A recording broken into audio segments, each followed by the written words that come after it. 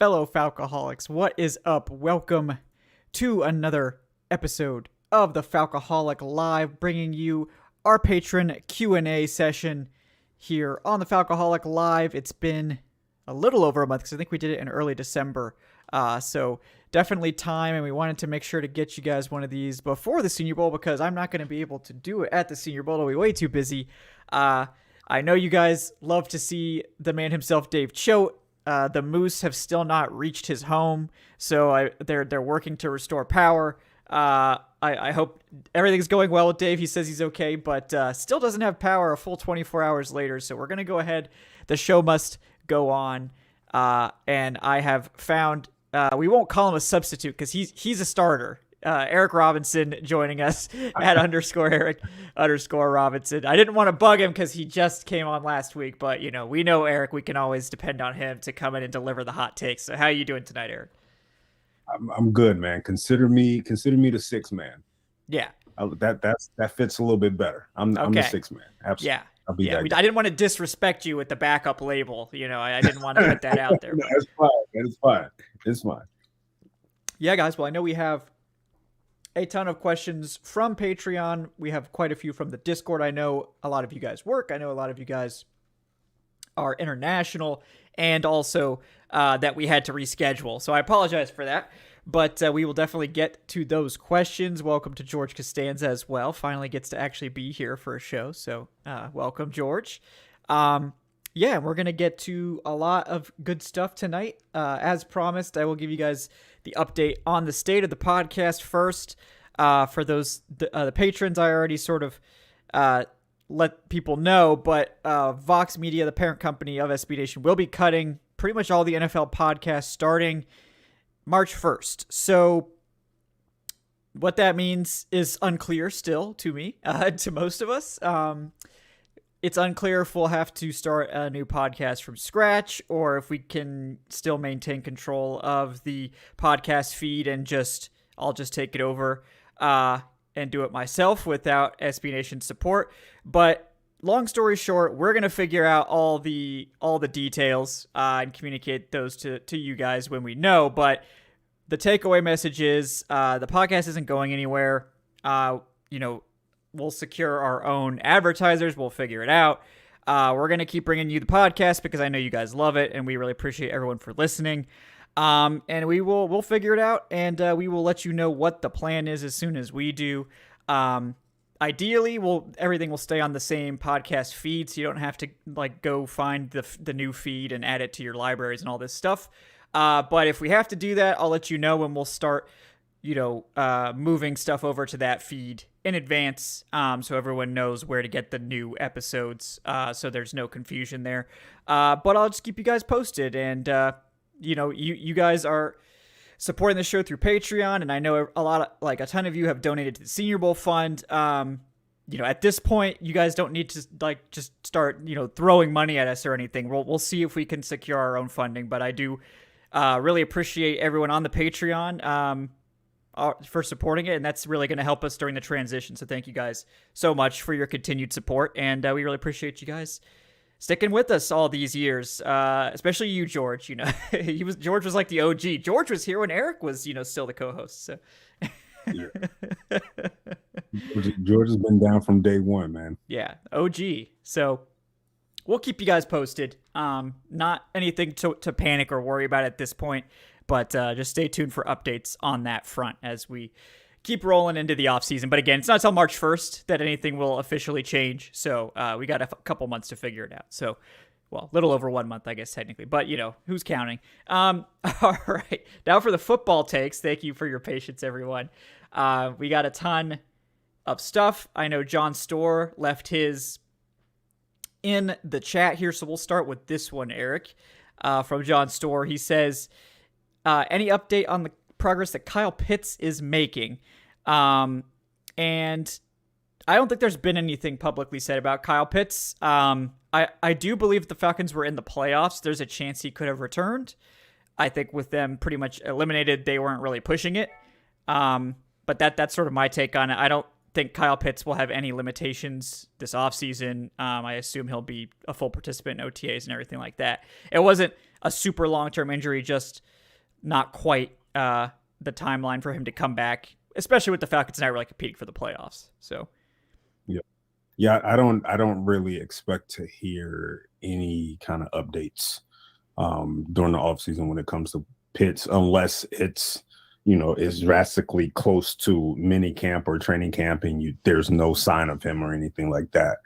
But right now, I think it's just more, out of sight, out of mind type thing. You just kind of sort of expecting him to heal properly, and because he has all off season to heal. So I don't expect to hear much.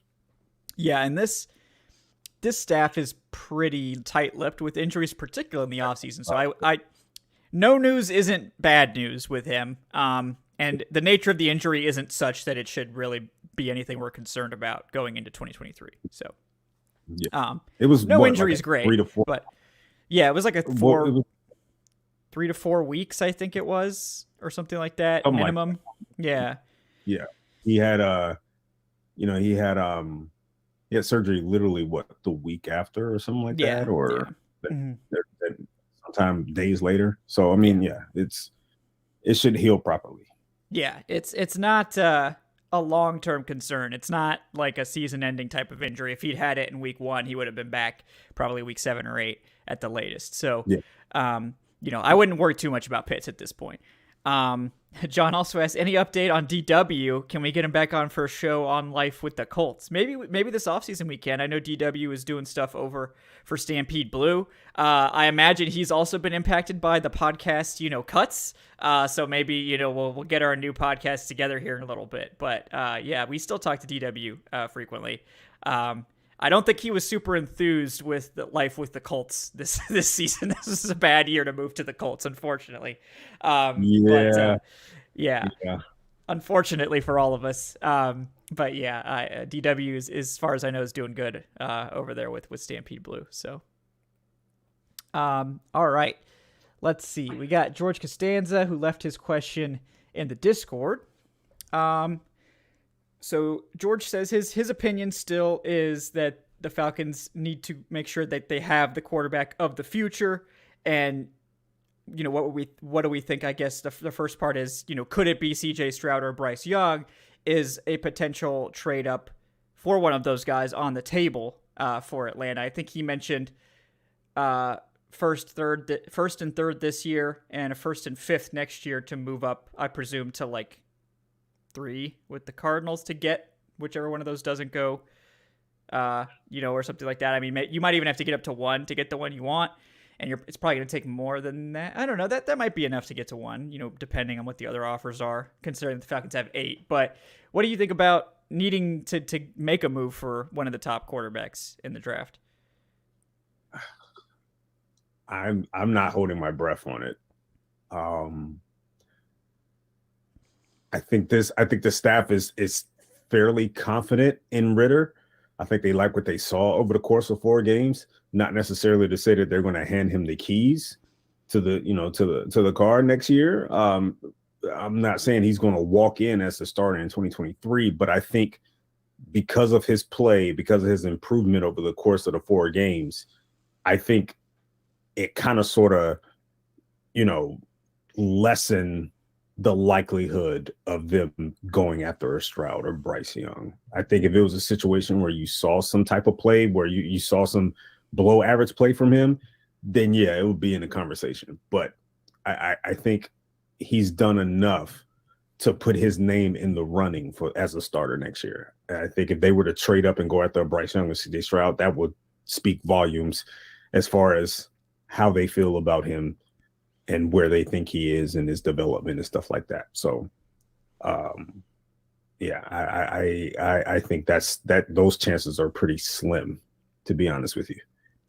Yeah, I agree. I don't think where you're coming from, George, in that feeling like you need a real like top flight quarterback to be one of the biggest contenders in the NFL. That's not wrong. Like I think we've seen that the teams that are consistently in the mix tend to be the ones with elite quarterbacks.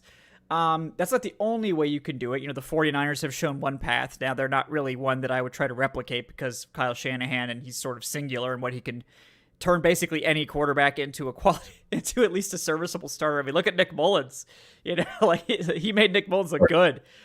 So, you don't try to be the 49ers. It's not something, it's just like trying to be the Patriots back in their heyday. Like, don't try to do what they're doing. Nobody else can do what they're doing. It's sort of their thing. But I think, and we talked about this probably on the last show with regards to Lamar Jackson, and it's sort of a similar idea, is that I think you make that aggressive move for a quarterback when you're when you're closer to being a contender. Like when you're a quarterback away from being competitive, I think that's when you try to really get aggressive for a quarterback. You look at the Browns with Deshaun Watson.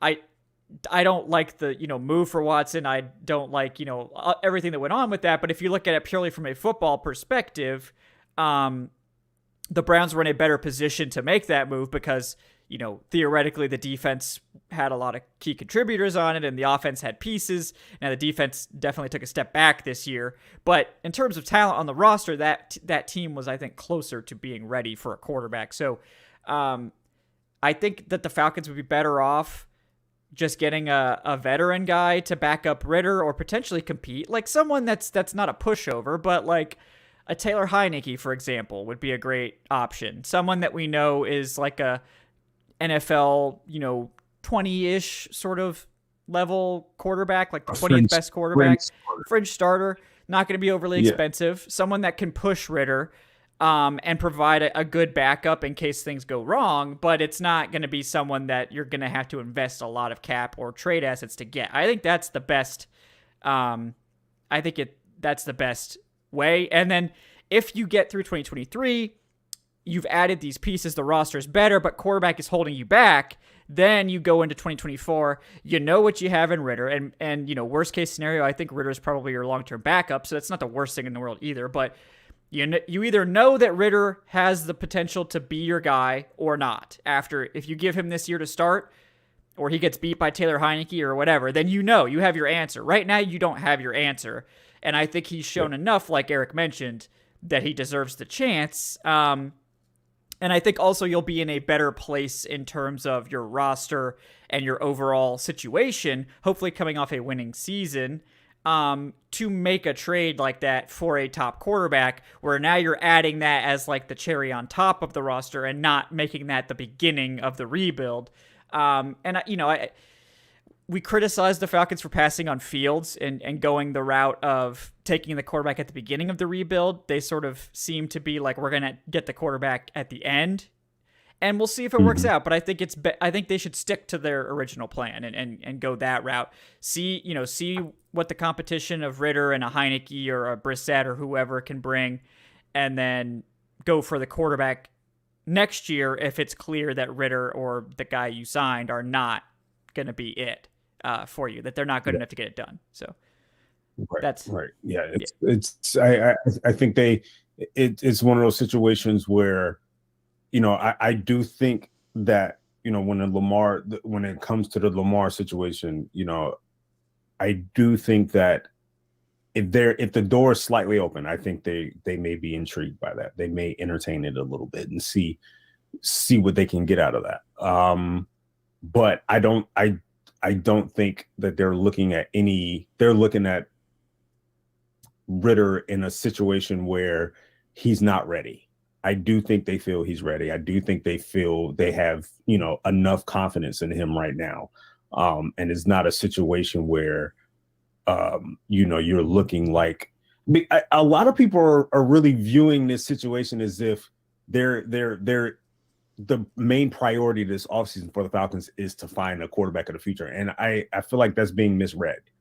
I really do. I feel like you're just looking at a situation where you got a kid who started 4 games and that's it. And then you're going into 2023 without a true starter.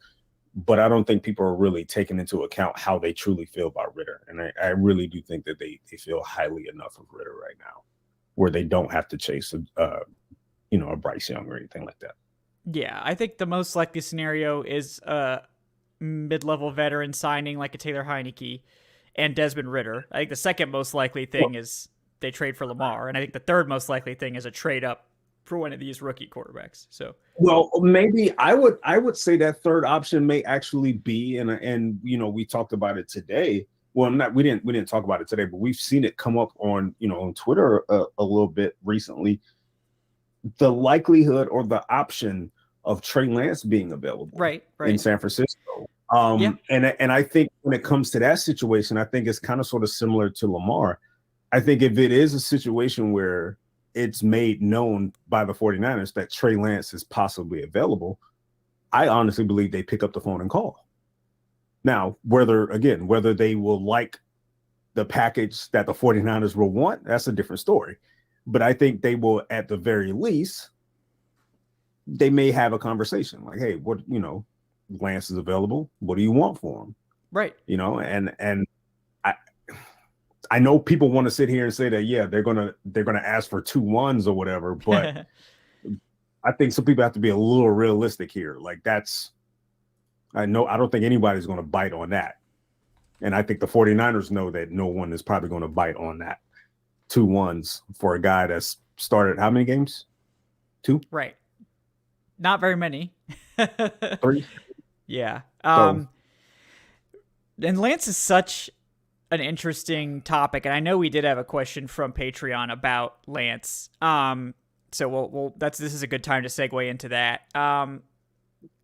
We know they liked Lance. That was the guy apparently that they were the most in on. And I've sort of dismissed the possibility of them getting Lance because I think that the compensation that San Francisco would need to move off him would be too high.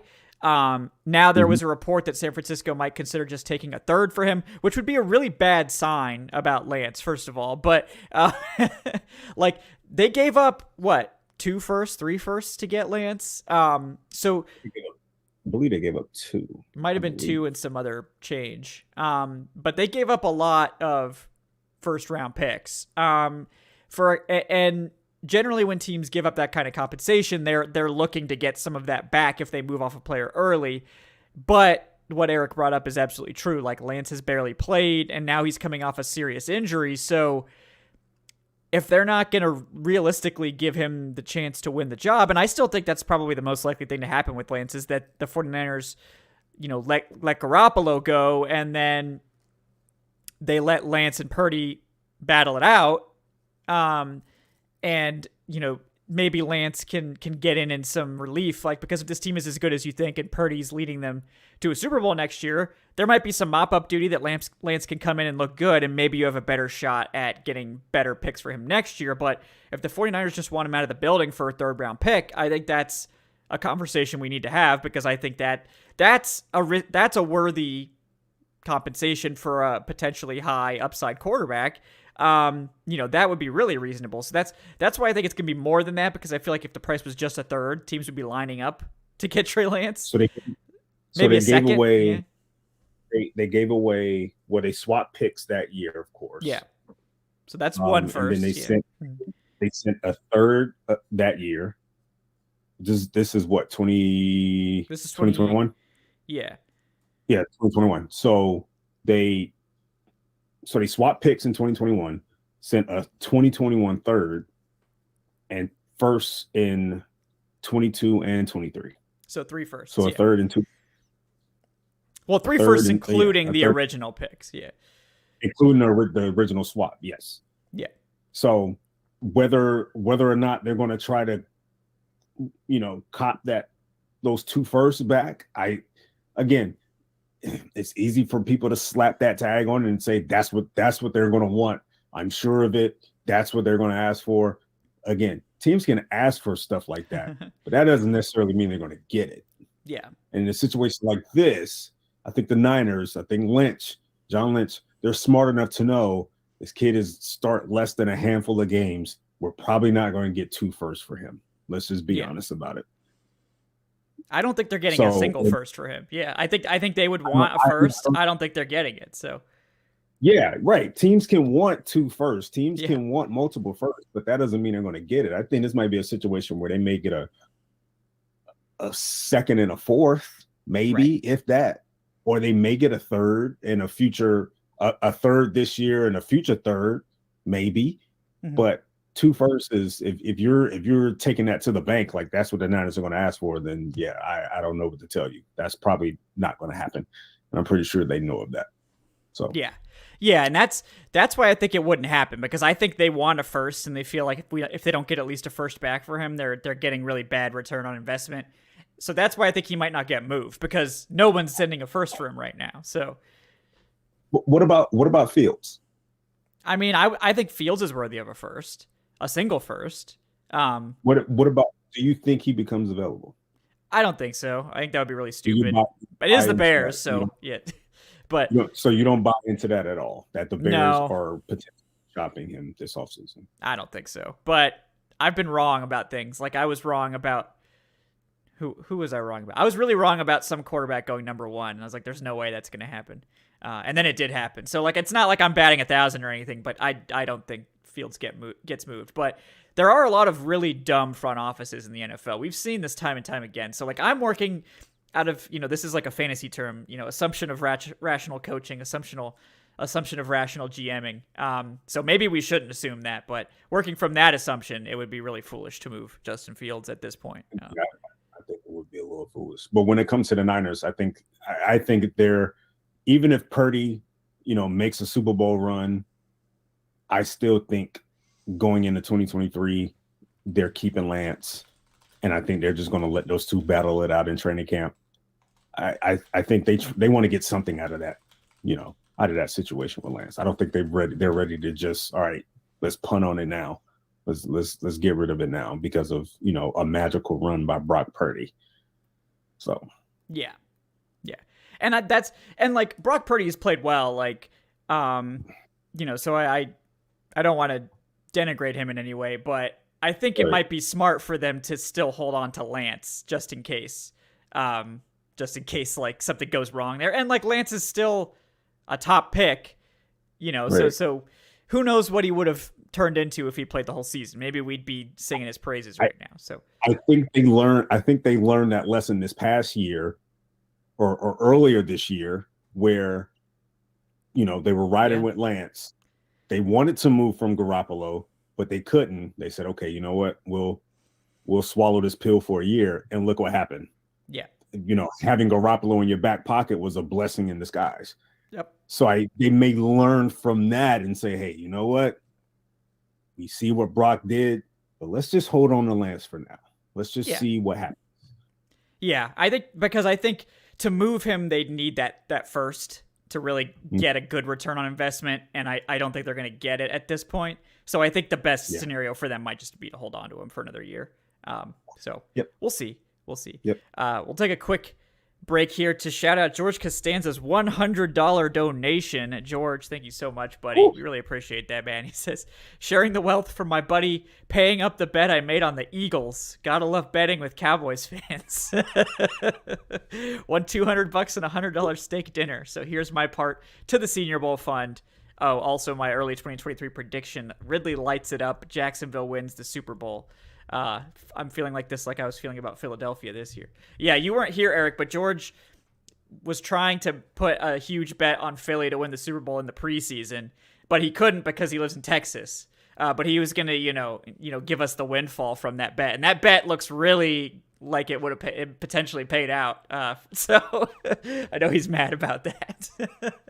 So Jacksonville, but now he likes Jacksonville next year. I mean, if you're trying to get good odds on the Super Bowl, like to get serious money, I mean, that's a good one to pick, I think, next year. But are we sure Ridley's going to ball out? I'm not sure of anything with Calvin Ridley. I just need him to play well enough to get a contract. Right. That's all I care about. I'm not sure much of anything right now when it comes to him, man. Like, yeah, everybody's looking at it like, oh, and they get Ridley next year, they're going to be. We'll see what Ridley shows. Yeah. I want him to do good too, but I've seen enough to know I don't know what Ridley's going to show up to the stadium. We'll see what Ridley shows up. We'll see. Yep. That's fair. Yeah.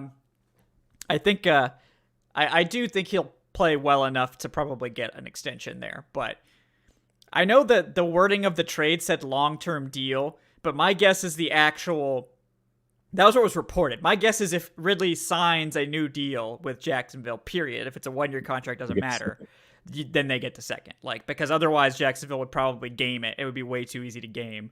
Yeah. So I think it's if he signs a new deal with Jacksonville, period, the Falcons will probably get that second. We haven't seen the writing of the trade, but that's my guess.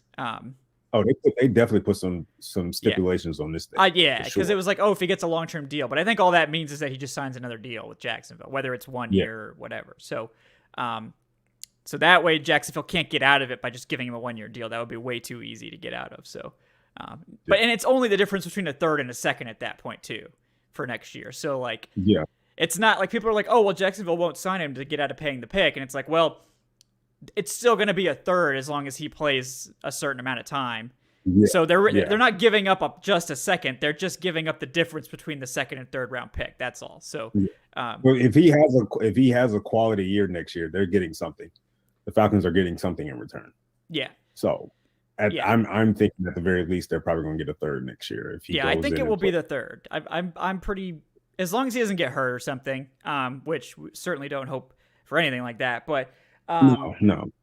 But I do think that the Falcons are going to get that third at least, and we'll see if he plays well enough for the extension. But they're going to throw the ball a lot in Jacksonville, and he's going to be a key part of it. So I think this was a trade where both sides were trying to actually help each other out. The Falcons were like, we can't keep him for reasons, but we also don't want to saddle you, Jacksonville, with this like albatross of a trade where you feel like you're on the hook if things go south with Ridley and he doesn't get reinstated. So here's all the stipulations. We're going to make it really stipulaty, but basically if he plays as well as you think, then we get more compensation. And if he doesn't play well, then you have to give us less.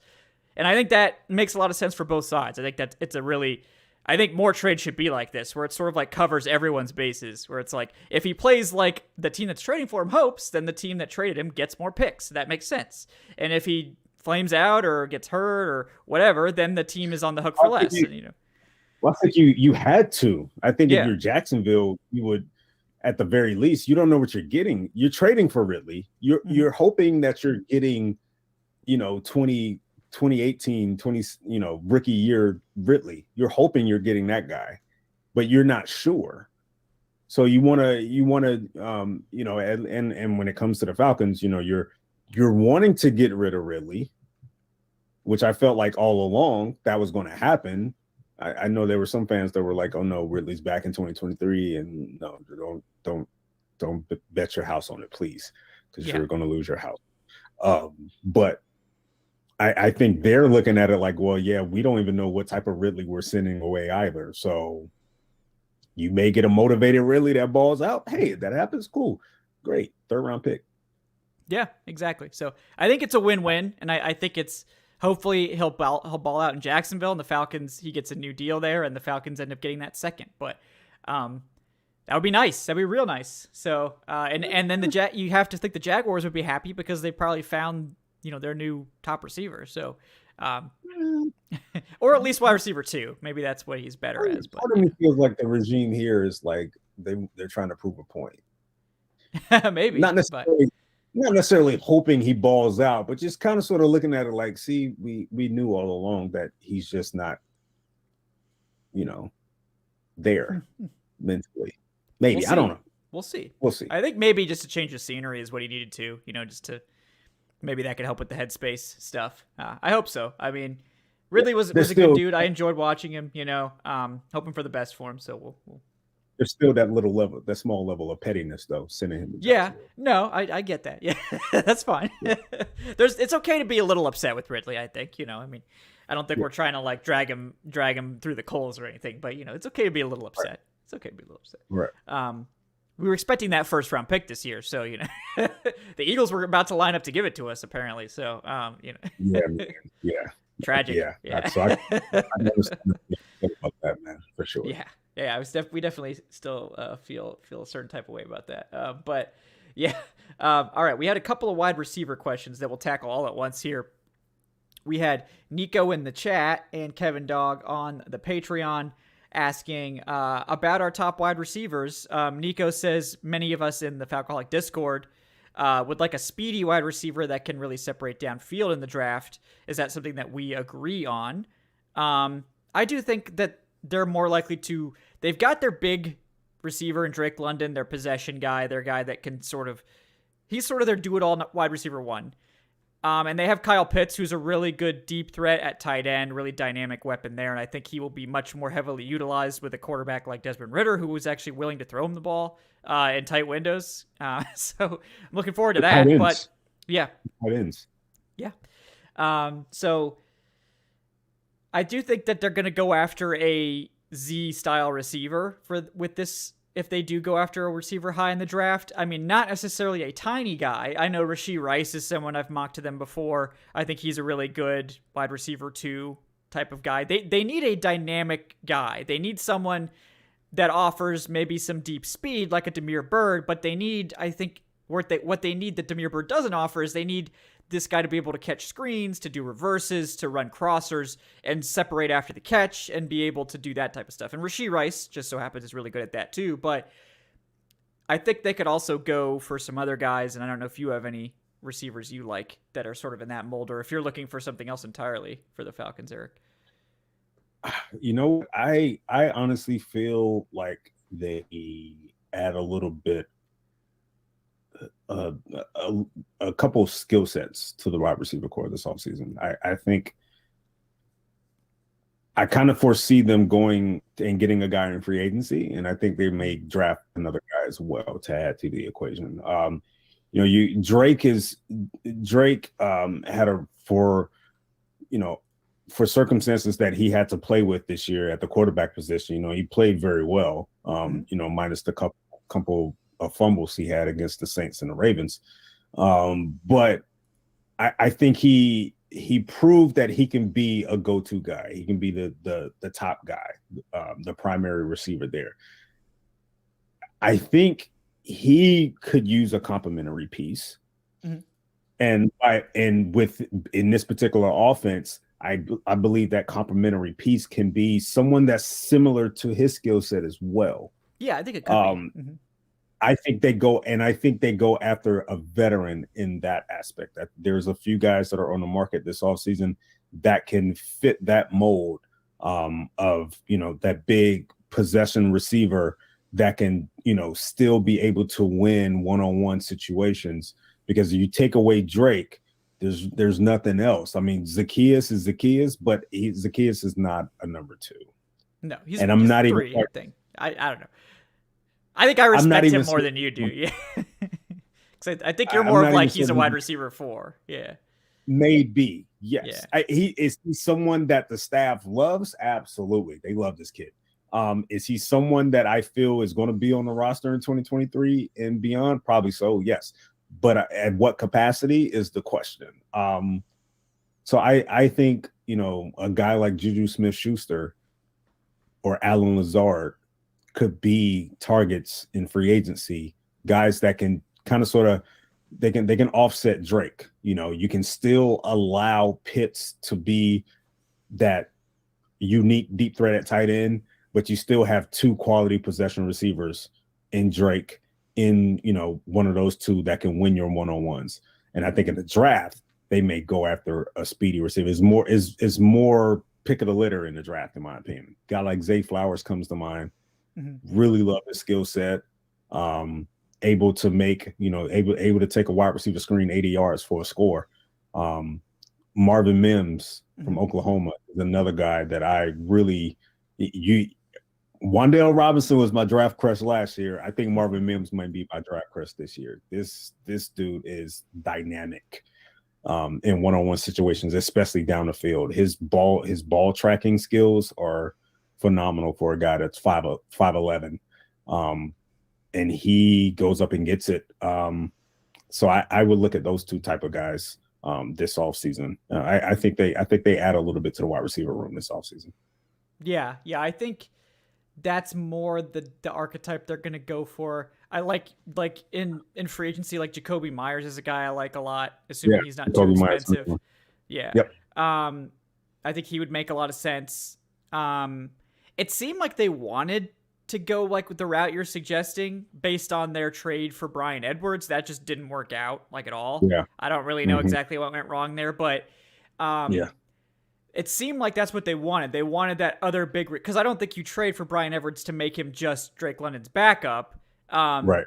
I think that they were hoping he'd be their wide receiver too, and for whatever reason, it just didn't work out. But I think clearly you're right that they could still go that route, and I think Jacoby Myers offers a really good level of play as a wide receiver too.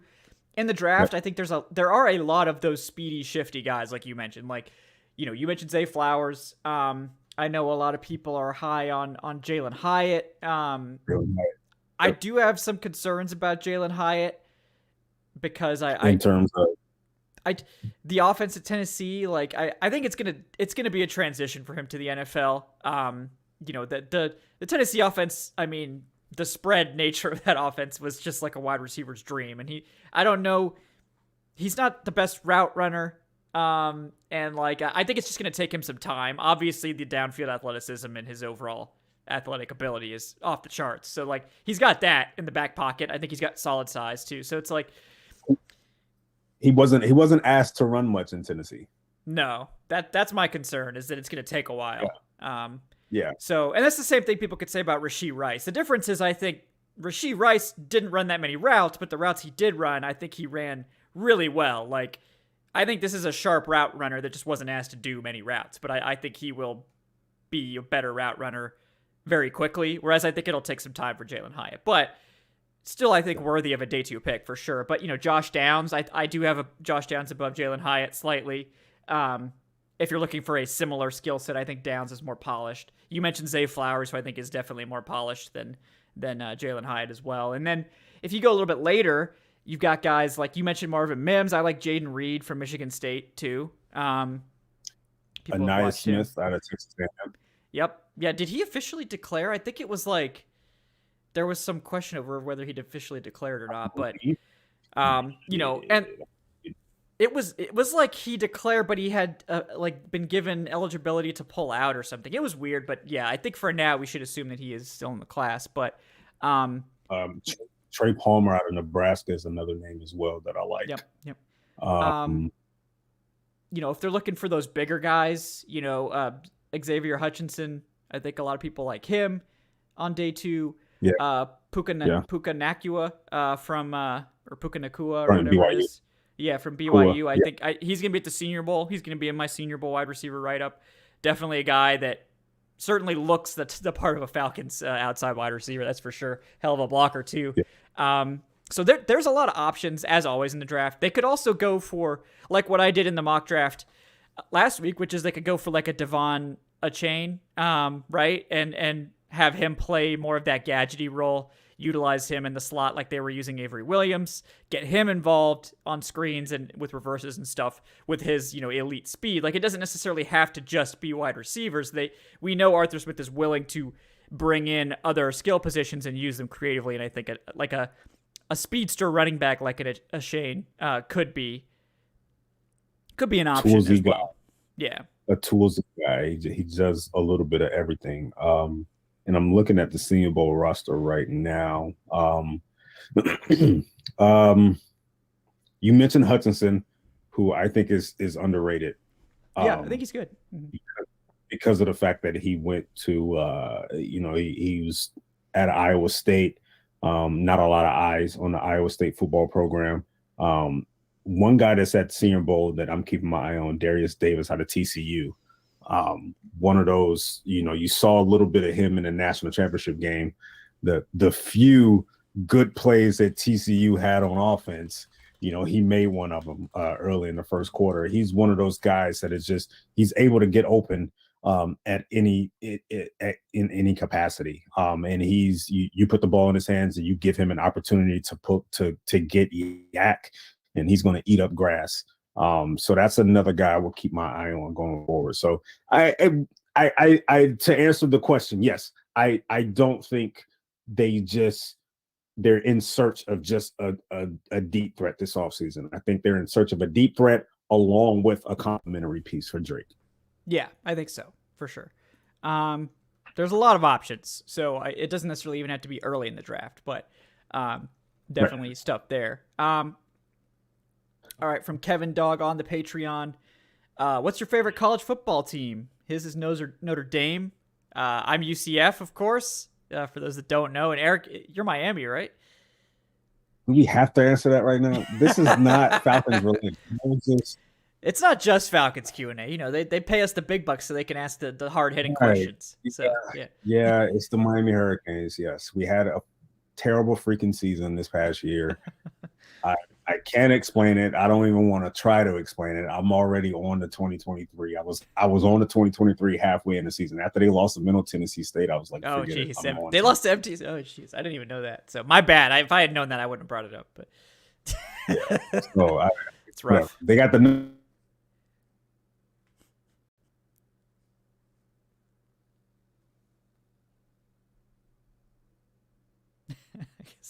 But, yeah, I don't know why. Why do we even talk about that? You know, we don't have to talk about that anymore. It's okay. All right. Kevin also asks, why do you guys think we haven't hired a defensive coordinator yet? I think it's pretty simple. I think that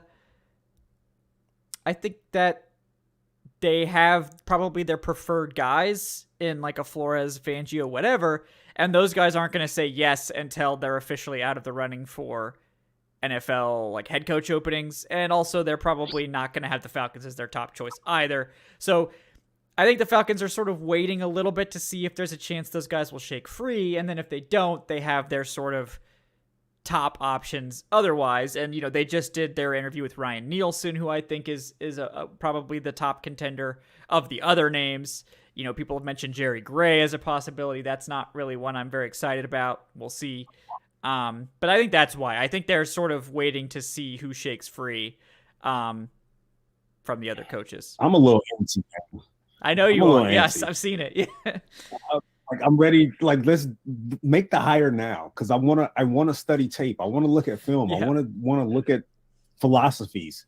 Like let's make the hire now. But they can't because the guys that they do have their eyes on are either head coaching candidates or they're tied to head coaching candidates as potential DCs if those guys get hired. So, yeah, you know, nothing is really going to happen. Nothing is really going to shake unless a head coaching hire is made, which it also seems like these teams are dragging their feet on. Like, will someone just hire somebody, please? So yeah, nothing's happened.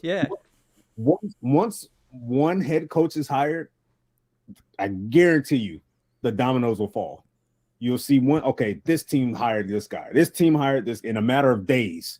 Like you will see teams hiring head coaches. They're all just kind of sort of like in a room, just standoff with their guns, like just who's going to make them first. Like it's just like The Office. Yeah. Yep. That's what it's like. I will say this, like you mentioned, like I think Fangio and Flores are at the top of the list. They're tier one. They're guys that they have their eyes on. But you and I discussed, you know, Fangio is somewhat tied to the hip of Sean Payton. And I think where Payton lands is going to dictate what happens to Fangio. Now, hypothetically, if Sean Payton gets hired by Denver, we highly doubt Fangio is going to go back to Denver. He's going to go back to a team that just fired him. So it may make an availability there for Fangio. If Payton goes to Arizona, all right, Fangio might be in play as DC in Arizona. It's possible. If he goes to Carolina, same thing. I also believe, and I'm pretty sure you probably see this as well, I think they're kind of sort of just keeping their eyes peeled on Evero out of Denver. Yeah. I think they're waiting to see what happens there. They should. Yeah. I mean, they should. Because I think for the team that's patient, I think one of these guys, Flores, Fangio, or Evero, whatever it is, I think one of those guys is going to be left standing when the dust clears for whoever's patient. Yeah. But you have to be patient. Like, this is literally exactly what happened with the Gary Kubiak thing. The Broncos denied it, and the Falcons panicked and hired Dirk Cutter. They could have just waited to see if Kubiak came free, because Dirk Cutter wasn't getting hired by somebody else. I mean, let's be honest here. No one was beating down the door for Dirk Cutter. So, like, if you wanted Dirk Cutter as your backup plan, like, he's still going to be your backup plan. Like, but we all know the crimes of the previous regime. But if they had just waited patiently, which NFL teams are sort of reluctant to do, obviously, I think they could potentially get whoever's left standing when the dust clears, and I don't think we're gonna really know for sure until after the Super Bowl. I think it could be that long, or like Right. close to the Super Bowl, because we could hear that D'Amico Ryans is the head coach of so and so, like right before the Super Bowl or whatever. But there's so many names that are still in play. D'Amico Ryans is a hot name down in Houston. So is Jonathan Gannon, DC for Philly. He's a hot name. Those two are prime candidates down in Houston for the Texans job. You're starting to hear a lot about, Bieniemy, of course, he got interviews as well, but the DC for the Bengals, Lou, how do you pronounce his last name? I think it's Lou Anarumo. Anarumo, he's starting to get some momentum here, and I think honestly, for those that are keeping a truly close eye on this whole situation, if he goes into Kansas City and bottles up that offense again, I honestly feel, Kevin, he may become a head coaching candidate like that. He should already be. I mean, I don't know what it is about him. Yeah. But I think for him to go on the road and to shut down Josh Allen and Mahomes in back-to-back weeks, I honestly feel like teams may just say, hey, teams may have a prime candidate, and they may see that and they say, wait a minute, let's bring that guy in for an interview. Yeah. So again, I'm kind of sort of like I want a head coaching hire to happen, but I know that if that happens this weekend, we're probably going to get a little bit more frustrated because it's probably going to delay the head coaching hires just a little bit longer. Yeah. I think so. No, I think you're absolutely right. And, look, if Carolina doesn't hire Steve Wilks, then that's a guy I'd be really happy to get in here as defensive coordinator too. And that's somebody that no one's talked about. But if he's not retained by Carolina, he should absolutely get a call here in Atlanta. Absolutely. So, and I know Flores had a head coaching interview for Cardinals, Arizona. Right? Yeah.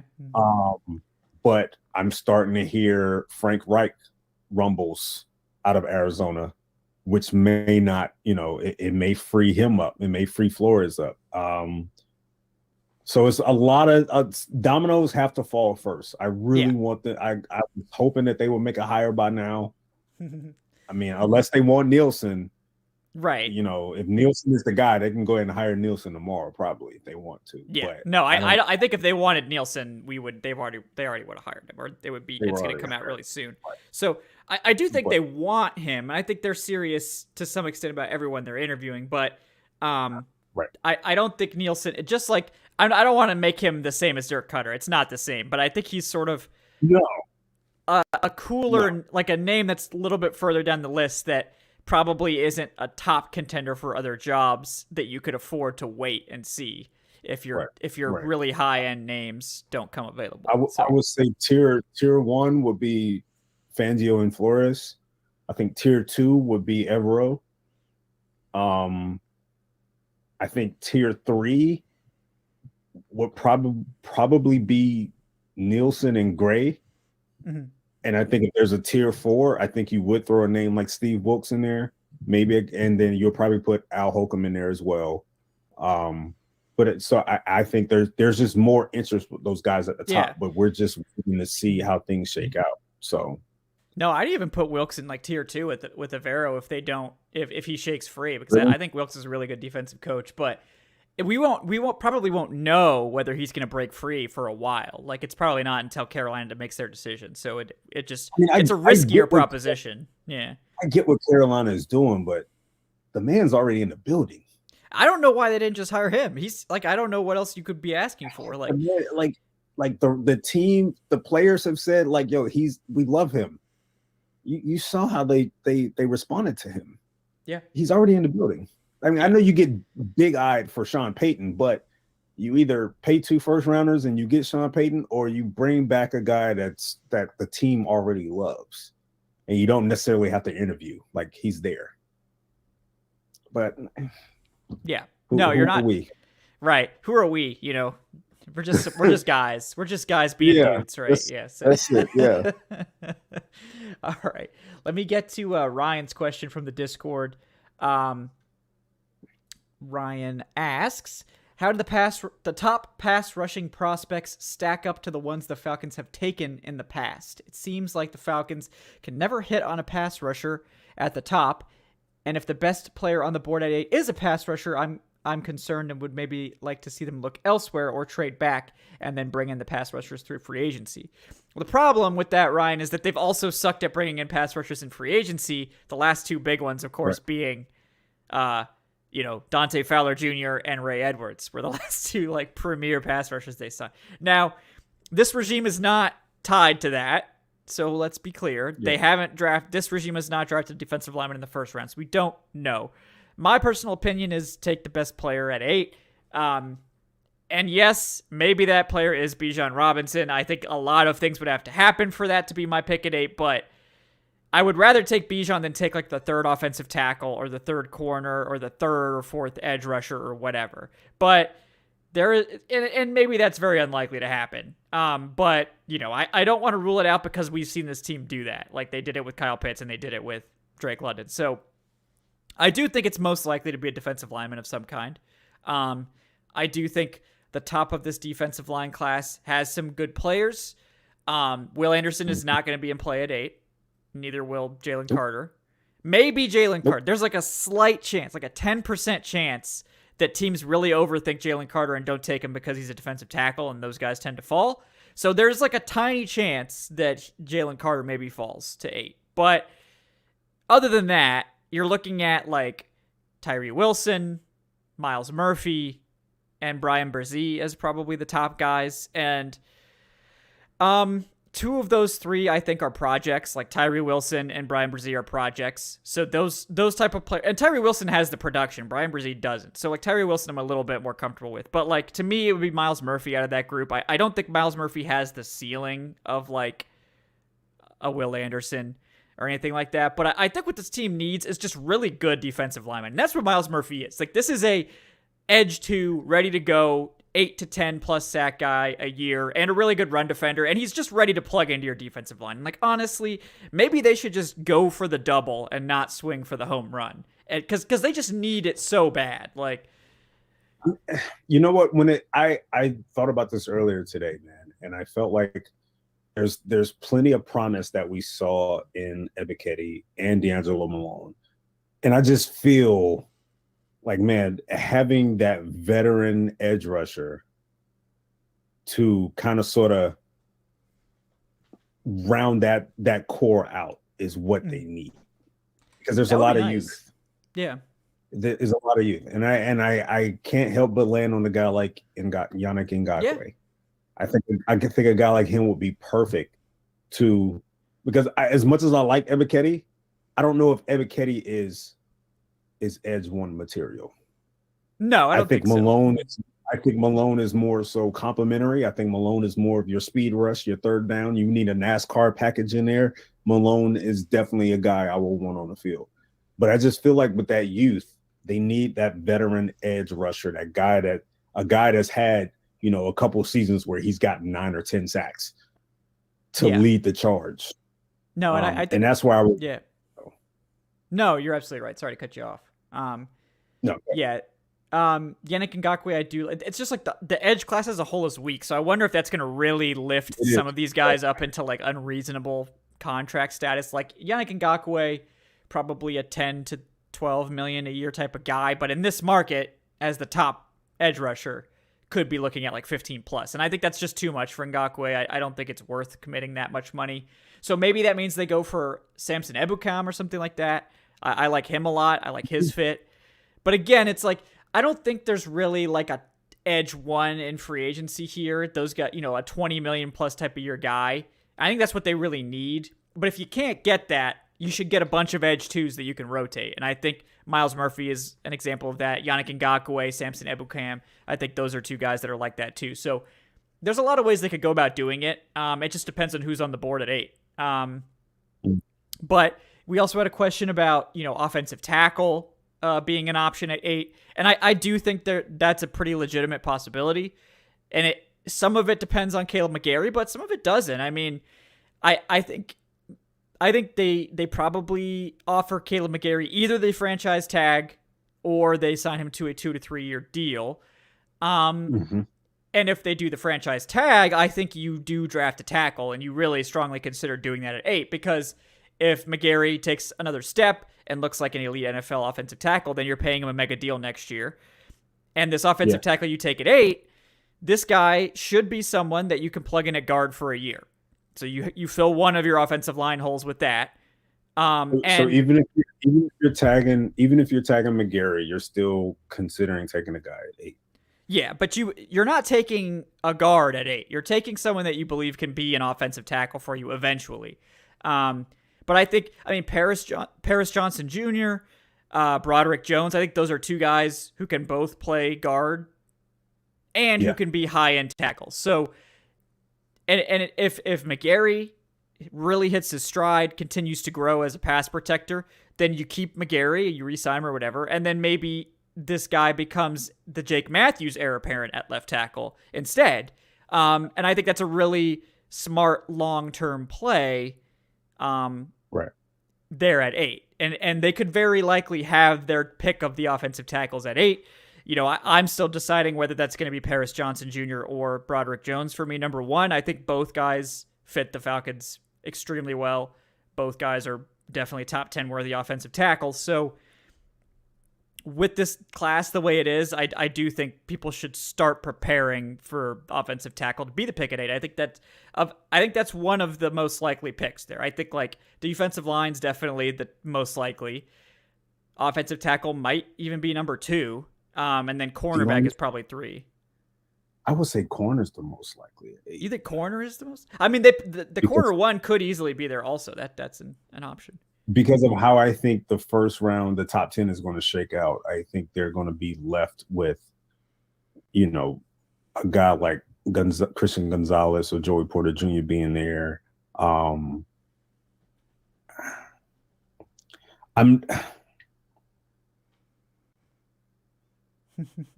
not certain outside of me.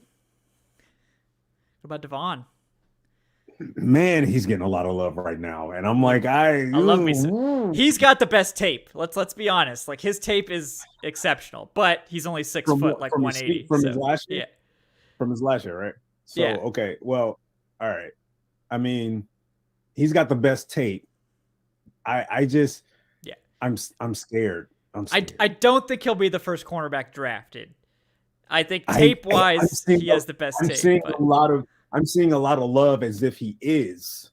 Well, and I'm getting. I don't know. I'm getting not necessarily the player, okay, not necessarily the skill set, just he's a first round guy.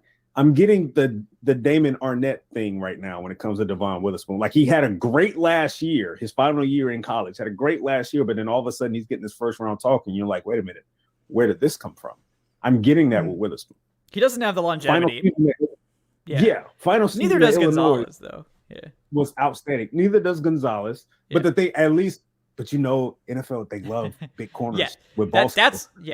No, you're right. Like Gonzalez is going to be the first corner taken because of his size. If Devon Witherspoon was 6'2", if Devon was 6'2", then he'd be the first quarterback taken. But he would be a top 12 pick. Absolutely. Yeah. But no, I do think that Christian Gonzalez is going to be the first quarterback drafted. But I do think Witherspoon could be the second. Because I think Porter Jr. is kind of scheme specific. So, and right now, like since we don't know what the Falcons are going to be playing, like I don't feel comfortable mocking Porter to the Falcons. Like I just don't. I also don't really know if he's a top 10 pick. I mean, he's a really good corner, but like he's scheme specific. So I don't really know if the Falcons will be interested, but I do think Christian Gonzalez, very likely if he falls to 8. I would prefer Gonzalez because of his ability to make plays on the ball. Yeah, his upside is just bananas. Yeah, it is. It's there. And I really like his upside a lot. I really like what he brings to the table. He's scheme versatile. You said a guy like Porter is more of a scheme fit. Gonzalez is scheme versatile. He can do a little bit of everything. The one question mark I would have,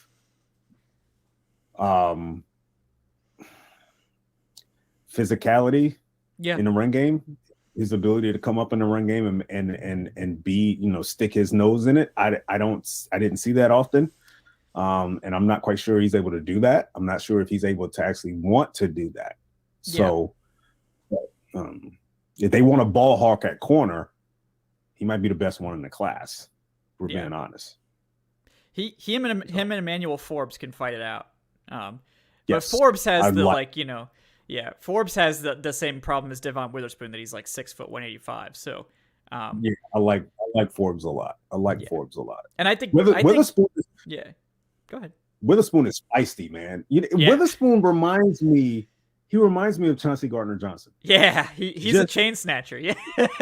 Yeah, like he's that type of corner. Yeah. I'm not saying he's and you know what, to be honest with you, maybe you can see a little free safety in his, at some point in his career. Yeah. Kind of sort of like, remember when Kareem Jackson started off at corner when he was in Houston, but he made his transition back to safety in the latter part of his career. Maybe the same thing for Devon Witherspoon. But in terms of just attitude and feistiness, Devon Witherspoon brings that. He's so and fun. He reminds He's me hilarious. of Chauncey Gardner-Johnson that. Yeah. He'll be that one corner that's just all in a receiver's face. Oh yeah. After every play. All chirp team. Yeah. Yeah. All chirp. I mean, I love that. I love that attitude, and that probably like I give him some extra points because I love that competitive toughness. I love his he's gonna be a thorn in your side mentally and physically. Like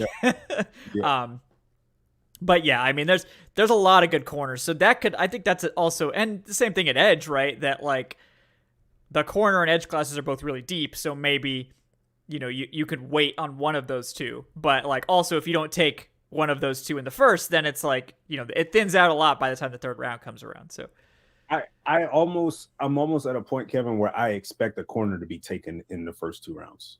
I think it's likely in the first 2. Yeah. But I'm not going to say the same thing about edge. Yeah. Because, of course, that's going to depend on what happens in free agency. But I think in the draft, I think they get a corner in the first 2 rounds. I mean, Casey Hayward's going to be back in 2023, but Casey Hayward is 34. Yeah, I don't know if he'll be back or not, because they save a lot of money by cutting him, and like you said, 34 and coming off a season-ending injury. I wouldn't necessarily be opposed to it because they don't necessarily need the money. I mean, like we'll see if they try to really max out their spending, but I'd rather just bring him back for the mentorship. That is part of it. Yeah. And then get a Gonzalez or a Witherspoon and let those guys pick his brain. Like I'd rather do that. And he can play slot. He can play the slot too. That's the other thing about Hayward that's nice, is that he can play inside outside and really give you that veteran presence there, and you can sort of make it work with the other guys. But yeah, 34 coming off a season-ending injury and $5 million in savings. It lines up to be a real question, but it wouldn't shock me if he comes back either. Like I do think that it's a possibility. And for what you mentioned, like it's a really young corner room if they get rid of Casey Hayward. So maybe that veteran presence is worth paying a little bit for. But they could also just go sign somebody else entirely. So I guess we'll see. They could. We don't know. We're just 2 guys. We just do the best we can. So, I think we've covered most of the ground. We are over the hour mark now.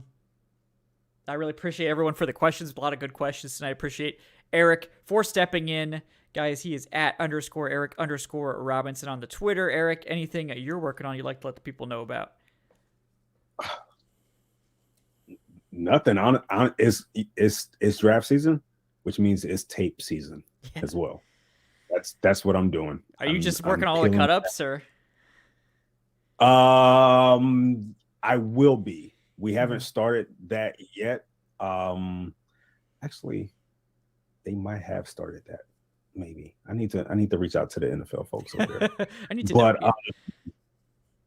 But yeah. So I'm peeling back. I'm looking at tapes now, man. I'm looking at guys that maybe on the Falcons radar and stuff like that. So, and I'm pretty sure you're grinding the tape as well, man. I'm looking at things like that. I actually watched a little bit of Gonzalez the other night, actually. Mm-hmm. So I've seen several of his games already. So yeah, I need to dig into right now I've just sort of done the initial, like I'm gonna watch a cut up one game of like all these guys, so I at least have something to work with. And then, a lot of good work out there on like the Draft Network and stuff like that. If you guys are looking to get a feel for some of these players, they do have a lot of scouting reports done over there at Draft Network on the day 3 guys, especially, which is the guys I don't really know too much about at this point in the process. So definitely check them out too. Shout out to them. Appreciate everyone hanging out with us tonight. Appreciate all the patrons for your support. For those of you listening to the recorded version, definitely consider joining the Patreon. You get ad-free, high-quality access to podcast downloads early, usually, depending on when the podcast comes out, but it's usually at least overnight early. And also helps us out, and you earn our eternal gratitude, which that's priceless if you ask me. But we do appreciate you guys. Like and subscribe for watching on YouTube. Leave us a 5-star review on the podcast platform. Maybe we have to go to a new podcast feed entirely, so your review maybe doesn't matter, but it makes me feel better, and just keep that review in the back pocket in case we need you to do it at a different spot. Keep that in mind. So, but guys, otherwise, I'm at Falcon. Kevin. Eric is at _Eric_Robinson. Dave sends his apologies. He'll be on the show real soon. We hope. I know the Moose Caravan is currently digging through to get to him, so hopefully we'll get a messenger pigeon from Dave here soon. But thank you guys for hanging out. Thank you, patrons, once again. We will see you guys next time, tomorrow night, Wednesday night, 8 p.m. Eastern, for the next episode of Falcoholic Live. Until then, guys, have a great night. Thanks again for joining.